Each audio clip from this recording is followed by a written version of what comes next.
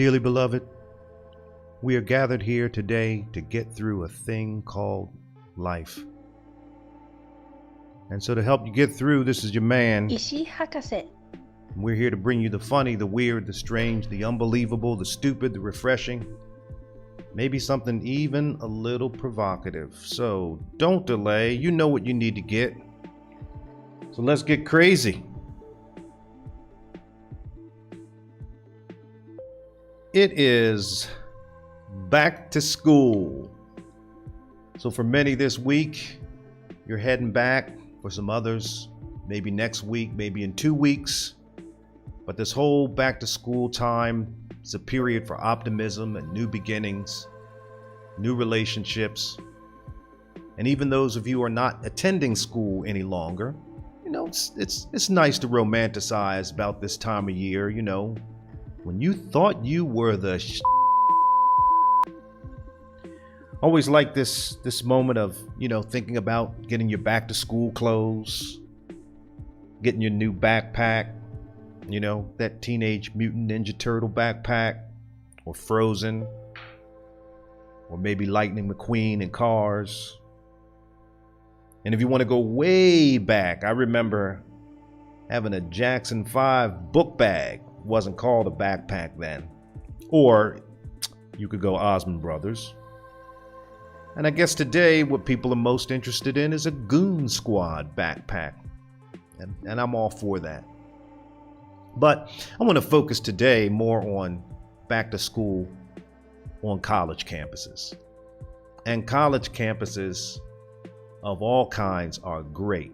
Whether they're urban or rural, small or large, they all have their special charm, character, and traditions. This time of year made me recall a trip I had to the University of Notre Dame in South Bend, Indiana. Its Catholic character is evident in all parts of the campus. Right, many of the academic buildings look like cathedrals. They're pristine, they're clean, they're regal. And then as I walked around, I started to notice something that I thought was a bit out of character. And that was bikes in trees. So I stopped these two young men and I asked them, what's the deal with all of these bicycles and trees? And they said, if you leave your bike unlocked, it goes up in a tree.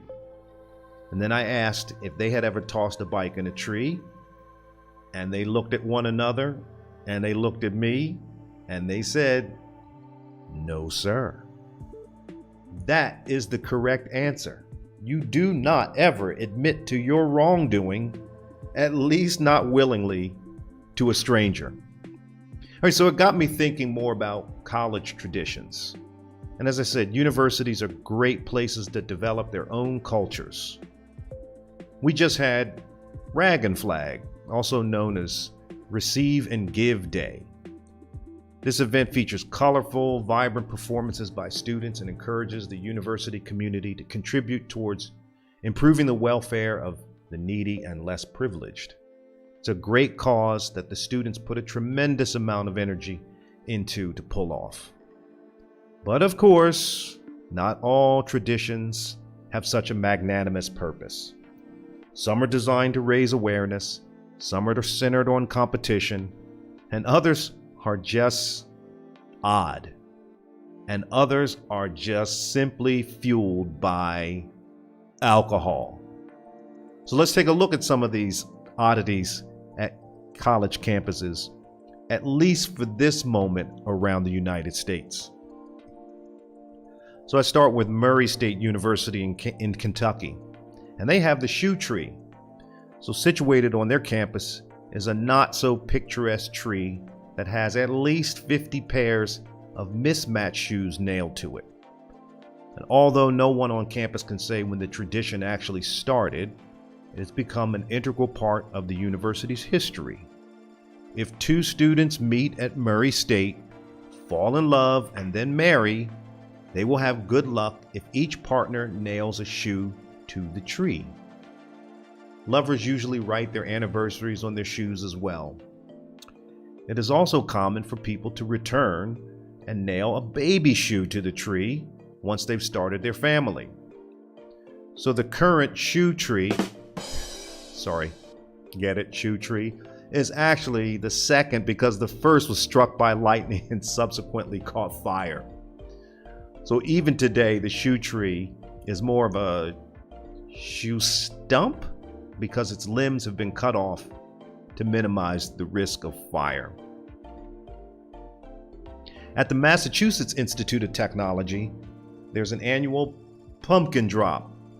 So apparently MIT students are big fans of hurling stuff off of buildings. The residents of One West hold the distinction of living in the smallest wing of the East Campus dormitory. Despite their size, One West occupants mark the final Saturday of October by commanding campus-wide attention. Residents ascend to the top of the Cecil and Ida Green building with hundreds of pumpkins in tow. Spectators gather at a healthy distance from the bottom, and they cheer on as One West students rain pumpkins down from 24 stories above. And no, this isn't one of those engineering projects in which students have to compete to see who can throw a pumpkin off of a building and have it land safely. This is just simply an activity that's undertaken for the sheer joy of smashing stuff. Well, better a pumpkin than your laptop, and we've all wanted to smash those at one point or the other. If we go to the Ivy League, the University of Pennsylvania has toast throwing. In the 1970s, UPenn banned alcohol at sports games. Boo! Thank you. Ending the tradition of downing a toast when the band played the fight song, Drink a Highball. However, inventive students began hurling burned toast or burnt toast when the song called for a toast. So the song goes, drink a highball at nightfall, be good fellows while you may, for tomorrow may bring sorrow, so tonight let's all be gay. Tell the story of glory of Pennsylvania, drink a highball and be jolly. Here's a toast to dear old Penn. The crowds really love the literal interpretation of toast, and students today enter Franklin Field with stacks of it. The toast makes quite a mess, necessitating the creation of the best contraption ever, the Toast Zamboni. I mean, who's going to clean up all this mess? And I think we need to update some of these fight songs and alma mater songs. They need an upgrade. I think, what about Drake or DaBaby or Stormzy should do a university fight song? Or maybe even Shabba Ranks. And some of you are going to have to go look that up. North Carolina State University has the Krispy Kreme Challenge. 2,400 calories, 12 donuts, 5 miles, 1 hour. That's the tradition. My stomach already hurts. Once a year, students race from campus to a Krispy Kreme donut shop 2.5 miles away. That's about 4 kilometers. When they arrive, they perform the simultaneously disgusting and glorious act of eating a dozen original glazed donuts in one sitting. When the donuts are crammed down their gullets, the racers run another 2.5 miles back to campus. The whole race and gorge session must be completed within an hour. And I can imagine at the conclusion of this race, there is lots of vomiting that ensues. But hey, it's for a good cause. 10 friends started the Krispy Kreme Challenge as Dare in 2004. The idea caught on, and the race became a charity fundraiser for the University of North Carolina's Children's Hospital. To me, this seems a bit like an oxymoron. Do something really, really unhealthy to aid people who are trying to improve their health or receive health care. Whatever works, Wolfpack. Hope College has The Pull, and this must be quite a spectacle. The Pull is a huge tug-of-war game that happens every September. 18 freshmen face off against 18 sophomores, each team standing in a deep ditch. The pullers get 3 hours to drag the massive rope towards them, and I mean massive. In 2003, one of the ropes weighed 1,000 pounds, about 453 km. The team that ultimately holds the most rope wins. Students have snapped up rib cages, they've injured their backs and their knees, all for the sake of victory. And despite the danger, the pull has been going strong since it started as an afternoon game in 1898. Students love the friendships with teammates it creates. And I can only just imagine getting together with your classmates 10 years later and bonding over stories of your arthritic knees or your sciatica or that hernia surgery that you had as a result of the pull. Boy, that free t-shirt was well worth it. Hey, I still got my t-shirt. It just doesn't fit anymore. The Primal Screen.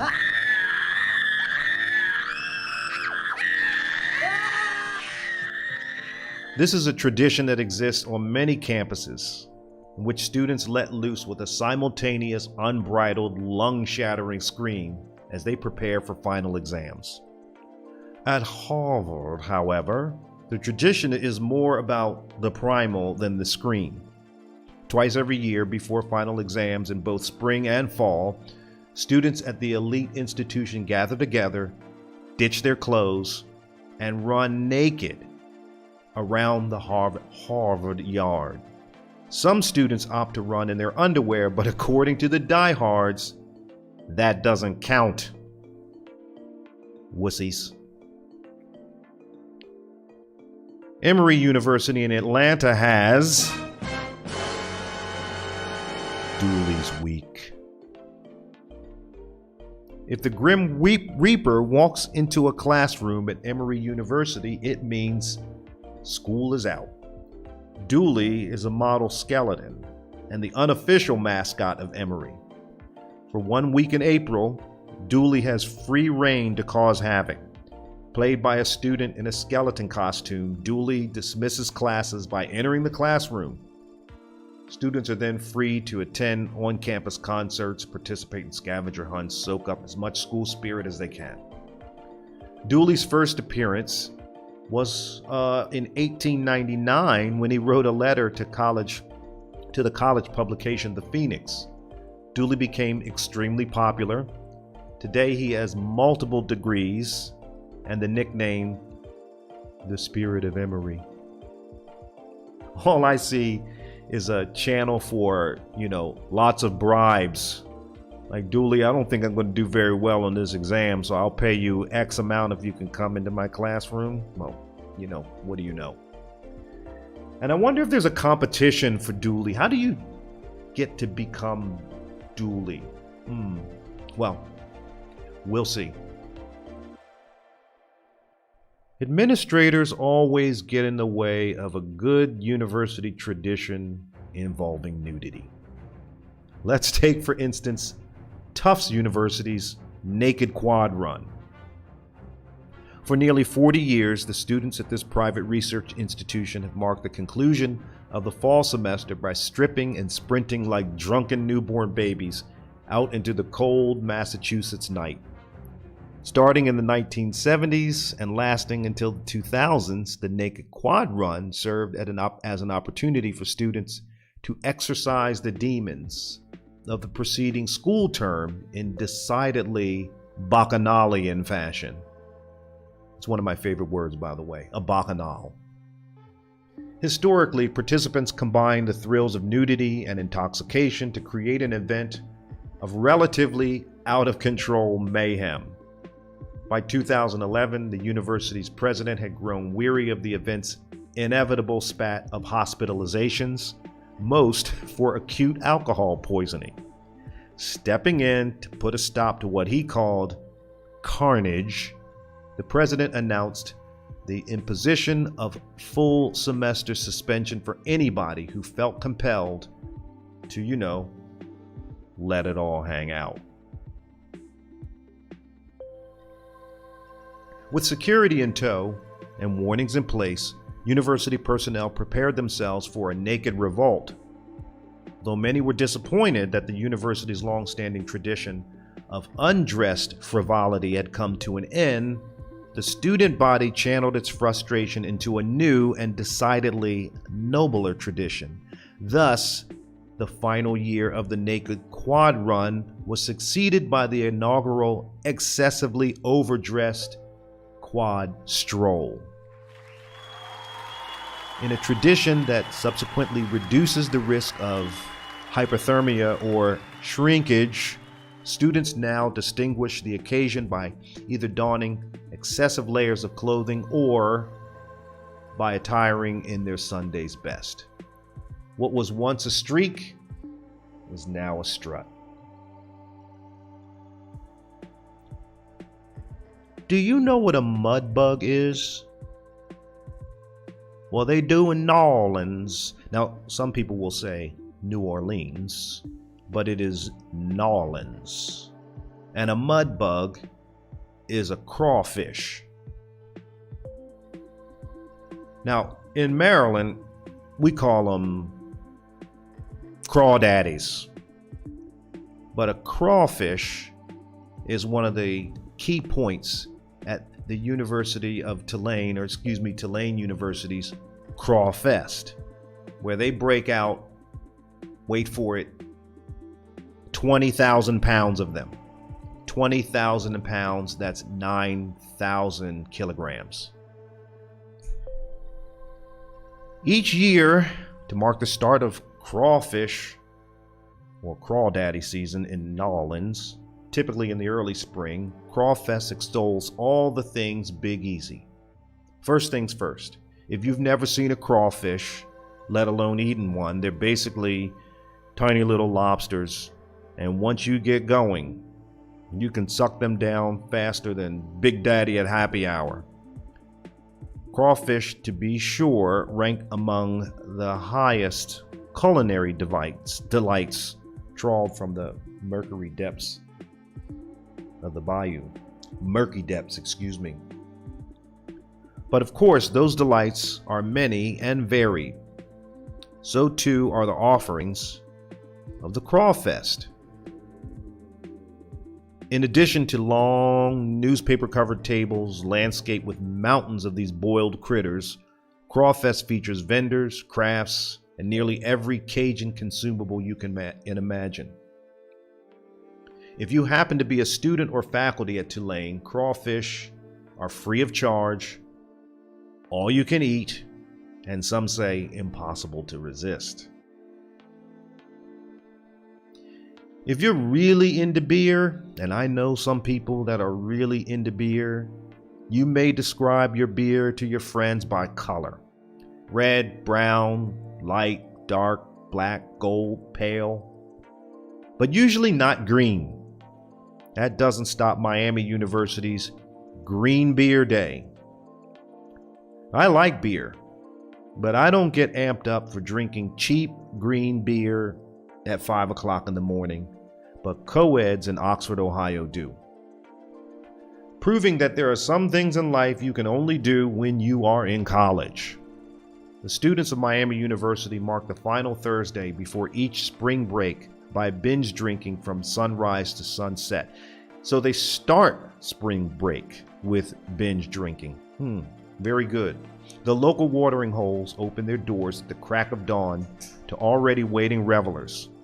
Since 1952, students have gathered in swarms during the wee hours to initiate celebration of the St. Patrick's Day season. Yes, for some enthusiastic colleges, it's a whole season, not just a day. So old is this tradition that Miami University may actually have been instrumental in popularizing the greening of beer on this occasion. Like most any university tradition that revolves explicitly and entirely around drinking, this is one that has seen a bit of push and pull between students and administration. Indeed, though, Green Beer Day is largely tolerated because, honestly, what are they going to do? The university has never officially sanctioned this culturally entrenched event. So let's quickly reflect.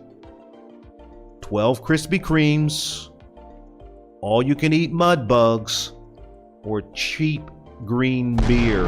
It's your call. Your results may differ.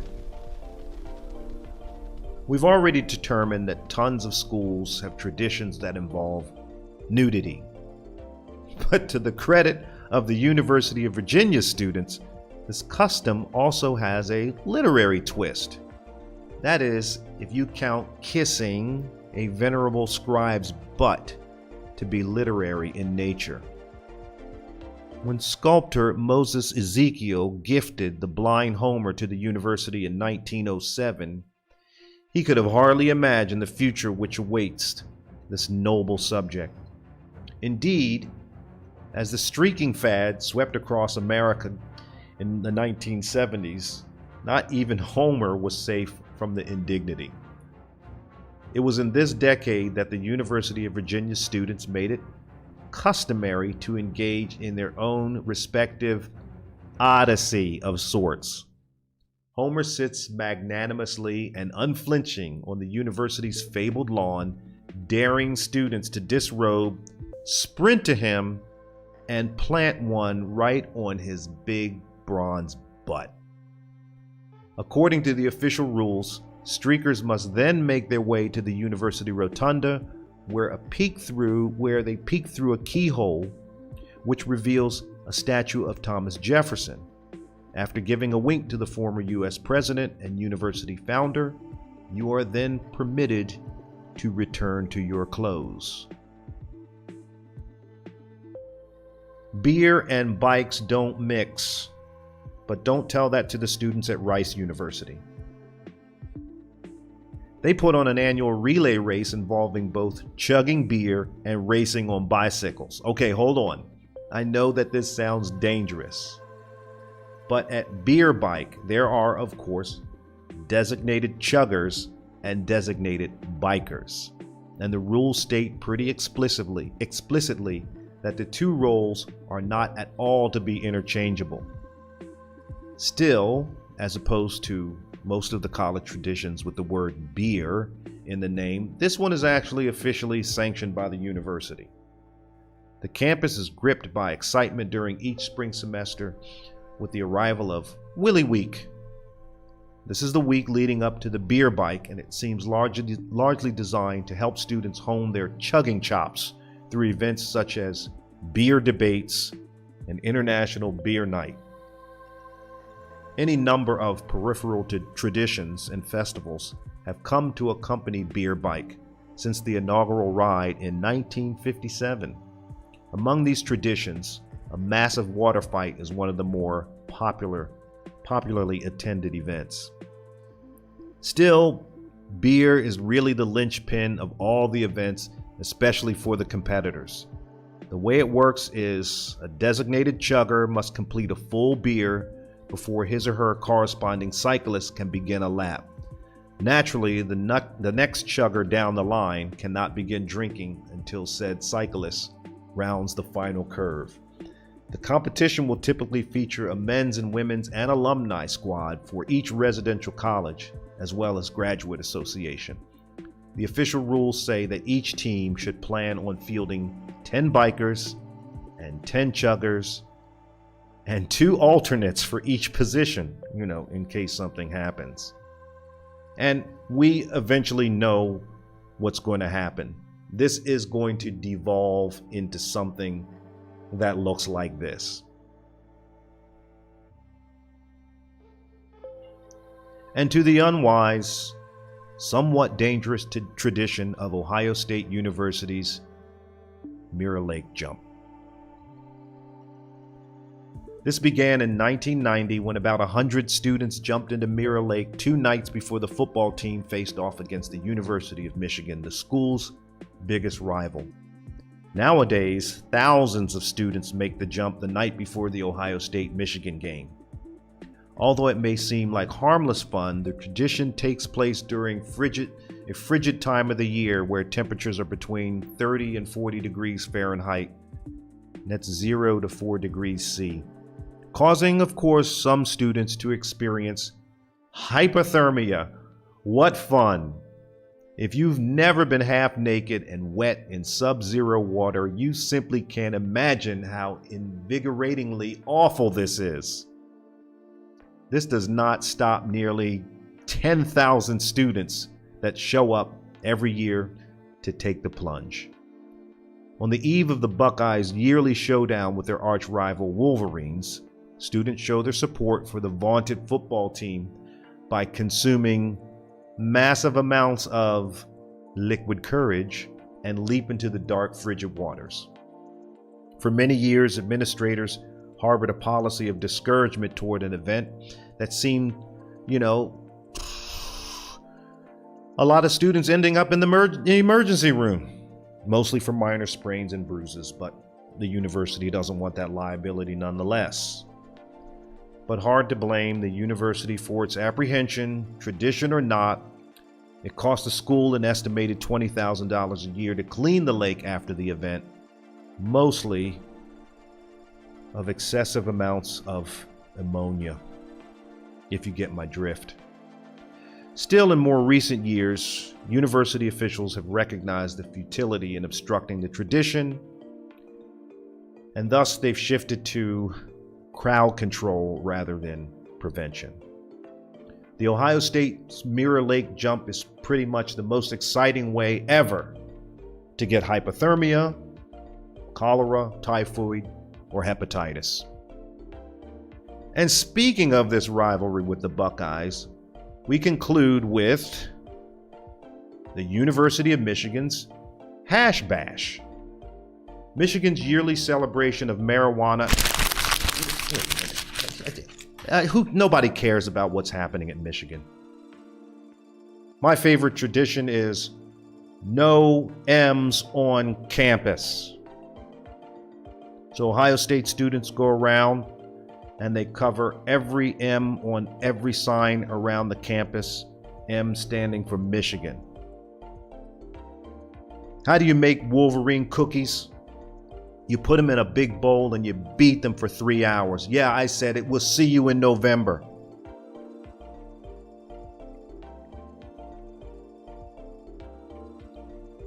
I want to send a shout out to a couple of people. But before I do, remember, universities are wonderfully stimulating places, but they can be stressful. Don't let it overwhelm you. Go in with a plan.